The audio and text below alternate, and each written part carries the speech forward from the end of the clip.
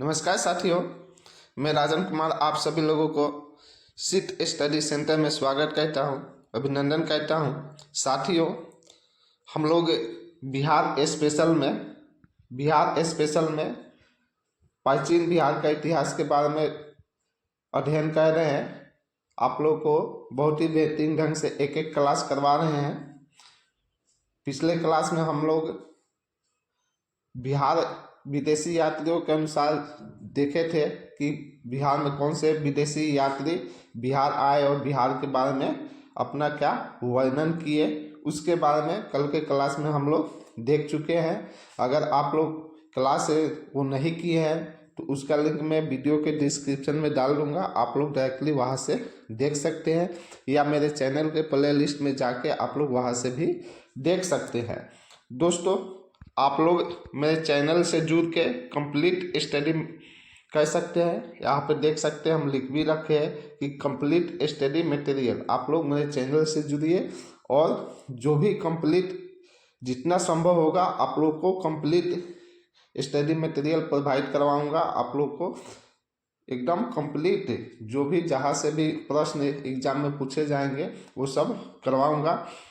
Useful for किस exam के लिए आप लोगों के लिए यूजफुल रहेगा। आप लोग यहाँ पे देख सकते हैं, बीपीएससी की तैयारी कर रहे, उसमें भी आपको ऐसे प्रश्न जो मैं करवाऊंगा वो एग्जाम में आएगा। BSSC, BPSC, SSC, any other exam of Bihar के किसी भी एग्जाम का आप प्रिपरेशन कर रहे, तैयारी कर रहे, तो मेरे चैनल से जुड़ के मेरा क्लास कर सकते हैं, आपको जरूर लाभ होगा।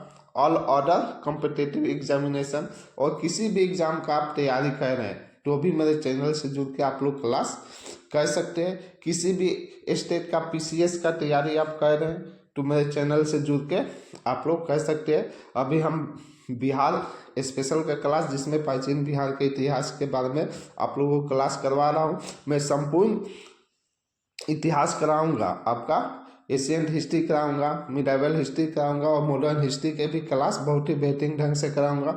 उसके अलावा जो भी पॉलिटी के जितने भी क्लास होंगे सभी क्लास आपको पॉलिटी के बारे में एक एक चैप्टर वाइज क्लास आप लोग को करवाऊंगा। तो आप लोग मेरे चैनल से जुड़ के अपना कंप्लीट स्टडी कीजिए। जहाँ भी आपको डाउट होता है, कुछ प्रश्न है आपके मन में, तो आप लोग कमेंट सेक्शन में कमेंट करके हमसे पूछ सकते हैं। तो पिछले क्लास में हम लोगों ने देख लिया कि विदेशी यात्रियों के अनुसार बिहार का स्रोत जानने का स्रोत कंप्लीट हम आप लोग को एक एक पॉइंट वाइज बता दिए हैं। तो आप लोग जाकर वहाँ से देख सकते हैं प्ले लिस्ट से मेरे चैनल के, या मैं डिस्क्रिप्शन में डाल दूँगा वीडियो, वहाँ से भी आप लोग देख सकते हैं। जो भी फ्रेंड्स मेरा क्लास कर रहे हैं, मेरा वीडियो देख रहे हैं, आप लोग वीडियो को लाइक और शेयर कर दीजिएगा। आप लोग के एक लाइक और शेयर से मुझे मोटिवेशन मिलेगा। और जो भी फ्रेंड्स मेरे चैनल पे नए जुड़े हैं, आप लोग चैनल को सब्सक्राइब कर लीजिएगा, साथ ही क्लास को लाइक और शेयर भी कर दीजिएगा, क्योंकि जो भी नोटिफिकेशन होगा मेरे क्लास का आपको समय प्राप्त होता रहेगा। तो दोस्तों, आज के क्लास में हम लोग देखेंगे महाजनपद काल। महाजनपद काल के बारे में आप लोगों को आज के क्लास में मैं बताऊंगा। तो स्टार्ट करते हैं हम लोग। यहाँ पे देखिए, अध्याय 6 है। हम लोग आज कौन सा अध्याय पढ़ेंगे? अध्याय 6, जिसमें हम लोग क्या पढ़ेंगे? महाजनपद काल। महाजनपद काल के बारे में जो भी परीक्षा में प्रश्न आने की संभावना होती है, संभावित प्रश्न होते हैं, महत्वपूर्ण जो भी तथ्य है, सब आपको एक एक परीक्षा के पॉइंट ऑफ व्यू से आपको मैं कराऊंगा। यहाँ पे क्या है? महाजनपद काल। महाजनपद काल का समय अवधि क्या है? 600 ईसा पूर्व से 300 ईसा पूर्व रहा है। महाजनपद काल का समय अवधि क्या है? समय काल क्या है आपका? 600 ईसा पूर्व से 300 ईसा पूर्व से 600 ईसा पूर्व से 300 ईसा पूर्व है। तो इस बात को आप लोग नोट डाउन कर लीजिएगा। आप लोग को और एक बात बता दूं कि आप लोग साथ ही साथ क्लास के साथ ही साथ अपने अनुसार नोट्स बनाते चलिएगा। आप नोट्स बनाते चलिएगा तो आप लोग बाद में भी पलट के देख सकते हैं, या अपने अनुसार आपको ज़्यादा समझ में आएगा। तो यहाँ पर देखते हैं क्या है समय काल क्या है। महाजनपद काल का 600 ईसा पूर्व से 300 ईसा पूर्व है। आगे देखिए, महाजनपद काल का साक्ष्य बौद्ध धर्म के अंगुत्तर निकाय और जैन धर्म के भागवती सूत्र से मिलता है। आपका महाजनपद काल का साक्ष्य कहाँ से प्राप्त होता है दोस्त? तो बौद्ध धर्म का अंगुत्तर जो निकाय है, अंगुत्तर निकाय और जैन धर्म के भागवती सूत्र, इस दोनों से हमको क्या प्राप्त होता है? हम लोगों को महाजनपद काल का साक्ष्य प्राप्त होता है। तो अगर एग्जाम में प्रश्न आ जाए कि महाजनपद काल का समय काल यानी महाजनपद काल का साक्ष्य कहाँ से प्राप्त होता है, तो आप क्या कर सकते हैं? बौद्ध धर्म के अंगुत्तर निकाय, अंगुत्तर निकाय और जैन धर्म के भागवती सूत्र, भागवती सूत्र, ये दोनों से क्या होते हैं? महाजनपद काल का साक्ष्य प्राप्त होता है। आगे देखिए, रिच डेविस की पुस्तक बुद्धिस्ट इंडिया में भी 16 महाजनपद का उल्लेख मिलता है। रिच डेविस का जो पुस्तक है बुद्धिस्ट इंडिया, उसमें भी 16 महाजनपद का क्या होता है? उल्लेख प्राप्त होता है। आगे देखते हैं, तमिल ग्रंथ पुस्तक शिल्पदिकारम को इग्लो आदिल ने लिखी थी। ये तमिल जो ग्रंथ है, पुस्तक है, शिल्पादिकारम को किसने लिखी है? इगालो आदिगल ने लिखी है। कई कुल यानी घर मिलाकर ग्राम बना, यानी कई जो कुल है यानी घर को मिलाकर क्या बनता है? ग्राम यानी विलेज। हम लोग कहाँ रहते हैं? गांव में रहते। गांव में तो कई सारा घर को मिलाकर क्या होता है? एक ग्राम बनता है, गांव बनता है। कई सारा ग्राम मिलाकर क्या बना? विष बना। कई विष मिला के क्या बना? जनपद बना। और कई जनपद मिला के कहाँ बना? महाजनपद। तो ये जो महाजनपद हम लोग महाजनपद काल पढ़ रहे, उसके बारे में वो कैसे बना, क्या है, ये सब थोड़ा यहाँ पे आप लोग समझ लीजिए कि कई गांव को मिला के क्या बना था? आपका एक ग्राम बना था। कई घर को मिला के क्या बना था? आपका एक ग्राम बना। उसके बाद कई ग्राम को मिला के क्या बना? विष बना। क्या बना? विष बना। और कई विष को मिला के क्या बना? जनपद बना। और कई जनपद को मिला के क्या बना? महाजनपद बना। क्या बना? महाजनपद बना, जिसको क्या महाजनपद काल कहते हैं। आगे देखते हैं, भगवान बुद्ध के जन्म से पूर्व लगभग 6वीं शताब्दी ईसा पूर्व में भारतवर्ष में 16 महाजनपदों में बटा था। यहाँ पे क्या नोट डाउन करते चलिएगा कि भगवान बुद्ध के जन्म से पूर्व यानी जब भगवान बुद्ध का जन्म नहीं हुआ था उससे पहले 6वीं शताब्दी ईसा पूर्व में 6वीं शताब्दी ईसा पूर्व में भारतवर्ष में 16 महाजनपदों में बटा था। भारतवर्ष में कितने महाजनपद थे? 16 महाजनपद में भारतवर्ष क्या था? आपका विभाजित था। हमारा भारतवर्ष 16 महाजनपद में क्या था? विभाजित था। भगवान बुद्ध के जन्म के पहले 6वीं शताब्दी ईसा पूर्व में। आगे देखिए, बौद्ध धर्म के अंगुत्तर निकाय और जैन धर्म के भागवती सूत्र में 16 महाजनपदों का उल्लेख मिलता है। अगर एग्जाम में आ जाए कि बौद्ध धर्म के अंगुत्तर निकाय और जैन धर्म के भागवती सूत्र में कितने महाजनपदों का उल्लेख मिलता है, तो कितना मिलता है दोस्तों? 16 महाजनपदों का उल्लेख मिलता है। अर्थात महाजनपदों का उल्लेख बौद्ध धर्म के अंगुत्तर निकाय में मिलता है। तो अगर प्रश्न ऐसे भी पूछ दे कि 16 महाजनपदों का उल्लेख कहाँ कहाँ मिलता है, तो आप क्या बता सकते हैं? बौद्ध धर्म के अंगुत्तर निकाय, जैन धर्म के भागवती सूत्र और आपका रिच डेविस का द्वारा जो लिखा गया पुस्तक बुद्धिस्ट इंडिया, उसमें भी क्या है? 16 महाजनपदों का क्या है? उल्लेख मिलता है।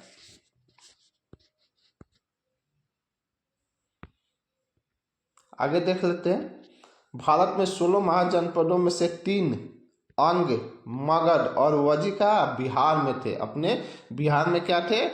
16 महाजनपद जो था उसमें से 3 महाजनपद कौन कौन?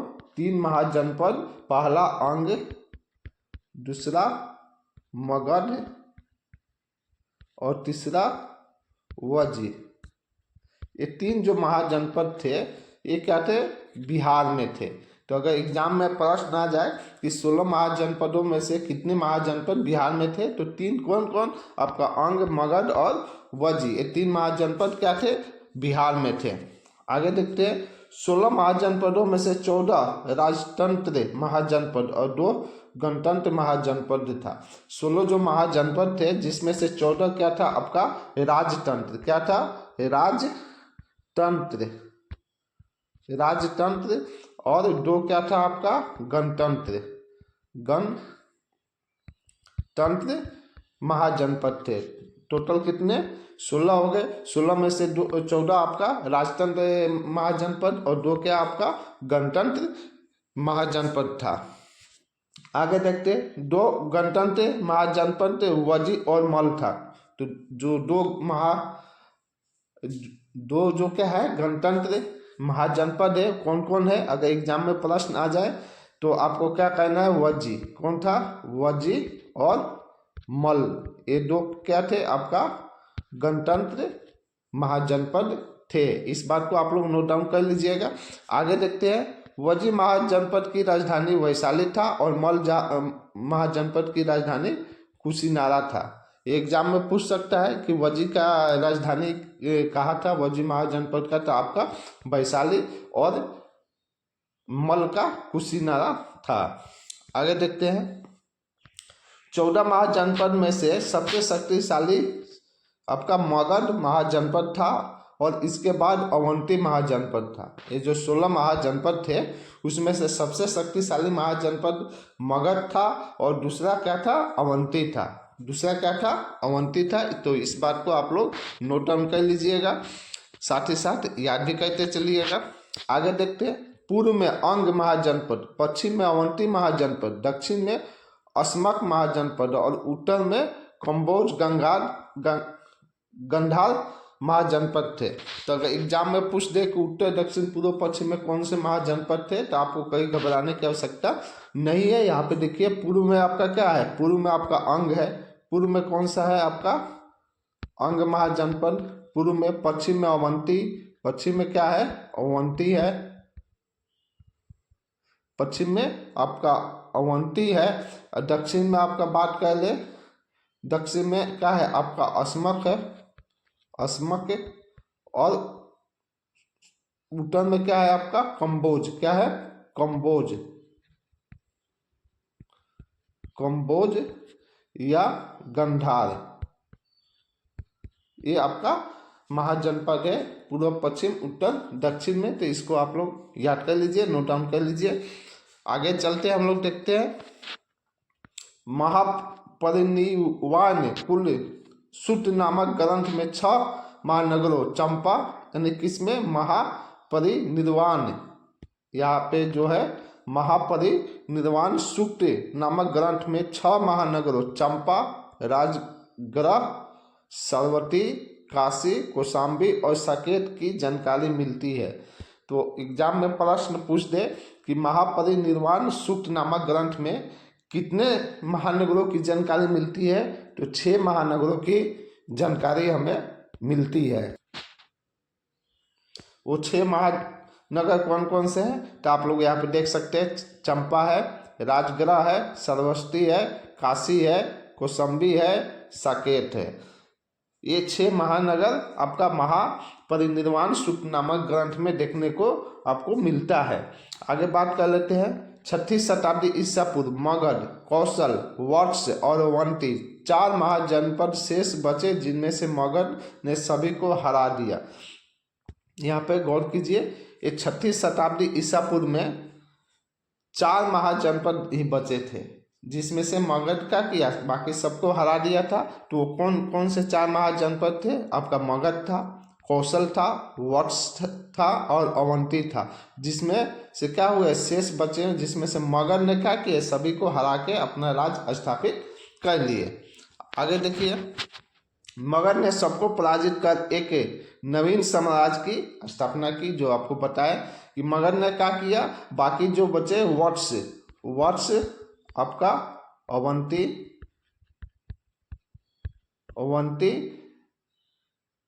कौशल और क्या है कौशल, ये 3 महाजनपद को क्या किया, पराजित किया। अब पराजित करने के बाद क्या किया, एक नवीन साम्राज्य की क्या की स्थापना किसने, मगध ने कर दी।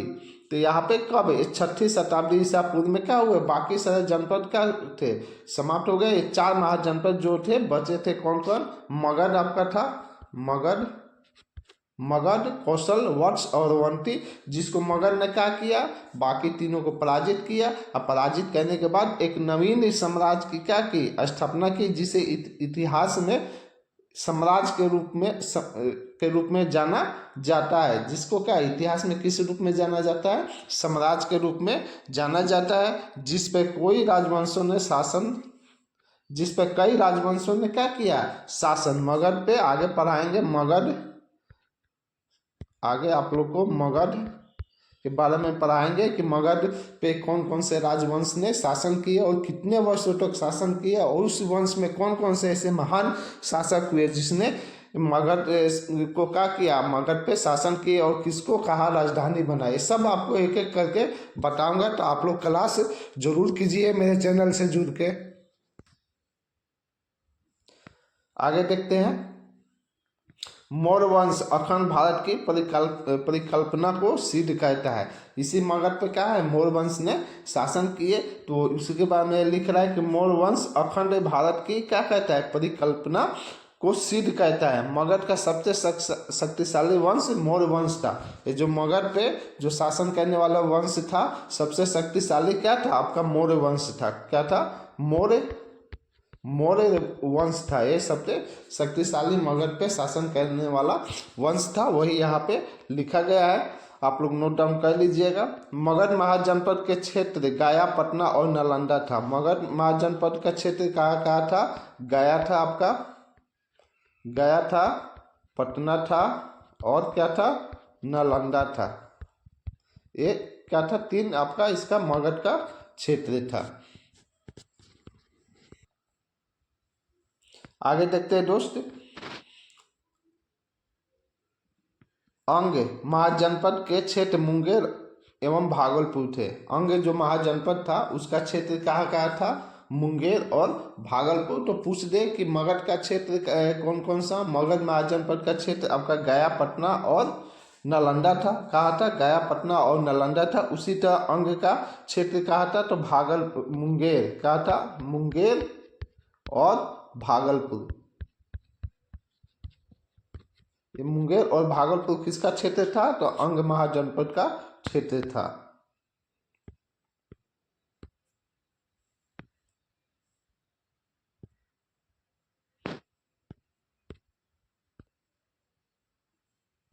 आगे देखते हैं, वजी महाजनपद के क्षेत्र वैशाली और मुजफ्फरपुर था। उसी तरह पूछ दे कि वजी महाजनपद का क्षेत्र कहाँ था, तो वैशाली और मुजफ्फरपुर था।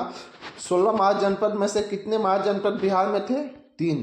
कितने थे, 3। कौन कौन सा, आपका मगध, आपका अवंती और वजी था। तो मगध में कितने आपका क्षेत्र थे, 3 क्षेत्र थे। क्या क्या,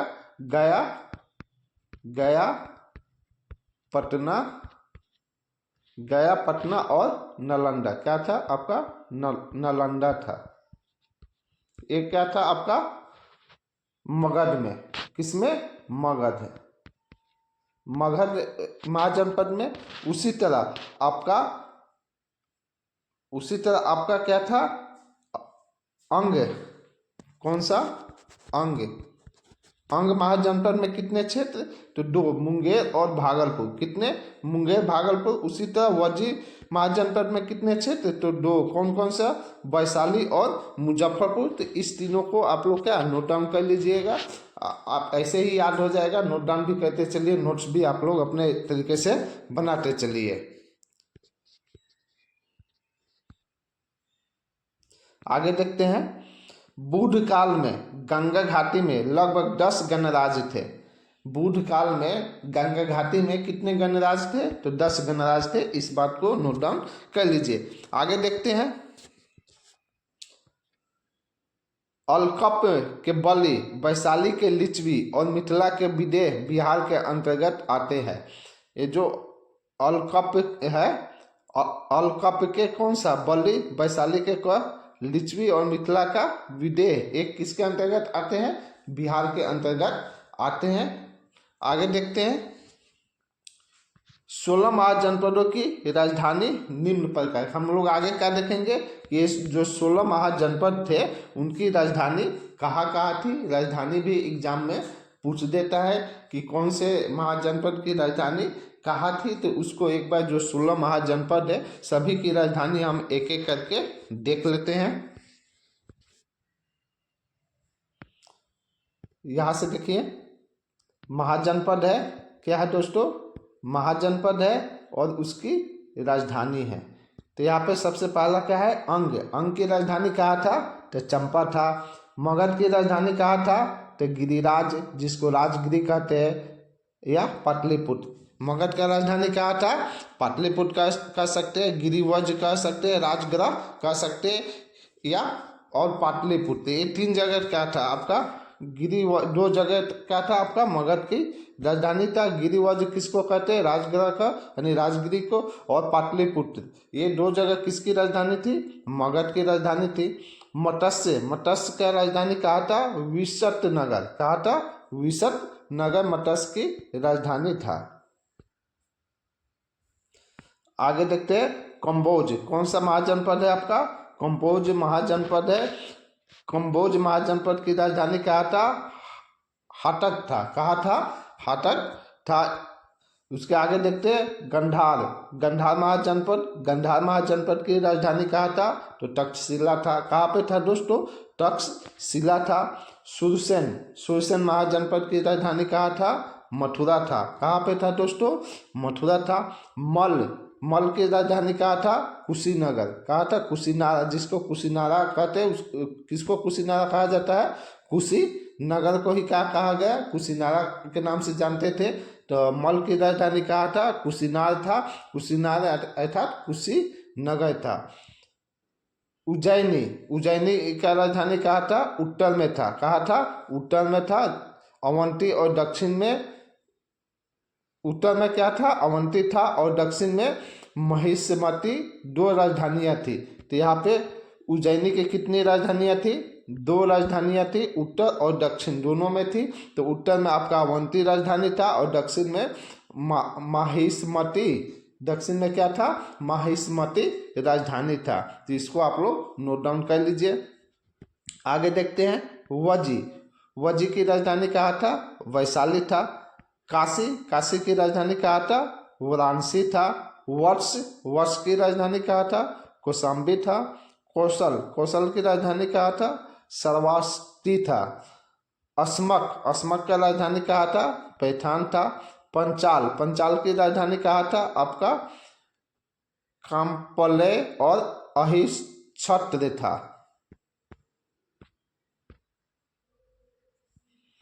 आगे देख लेते हैं कुरु। कुरु की राजधानी कहाँ था? इंद्रप्रस्थ, जिसको कुरुक्षेत्र के नाम से भी जानते हैं। कुरु की राजधानी कहाँ था? इंद्रप्रस्थ था, जिसको किस नाम से जानते हैं दोस्त?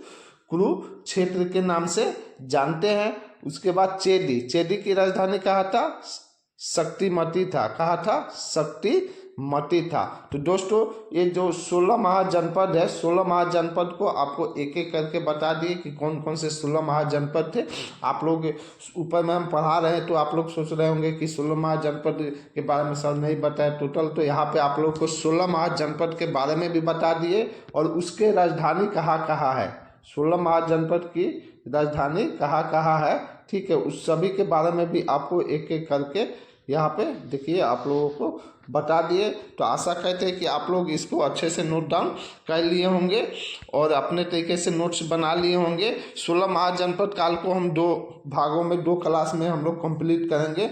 आज आपको यही तक क्लास आज का रहेगा। तो आप लोग देख सकते हैं कि महाजनपद काल में आप लोग को अच्छे से बता दिए कि महाजनपद काल में कौन कौन से महाजनपद बिहार में थे। तो 3 महाजनपद बिहार में थे।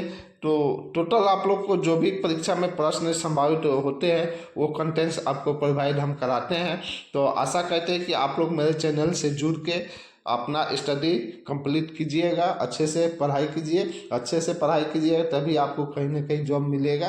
ये बहुत भागम भाग दुनिया है, बहुत भीड़ है जॉब के लिए एक फॉर्म जहाँ निकलता है वहाँ पर लाखों लाखों कितने लाख फॉर्म अप्लाई किए जाते हैं, उसमें से आपको एक सीट आपको लेना है। तो आप लोग अच्छे से तैयारी कीजिए और अपना नौकरी प्राप्त कीजिए और अपना भविष्य सुधारिए, साथ ही साथ अपने माँ बाप का सपना को भी साकार कीजिए। तो दोस्तों हम लोग मिलेंगे नेक्स्ट क्लास में, ठीक है? तब तक के लिए जय हिंद, धन्यवाद।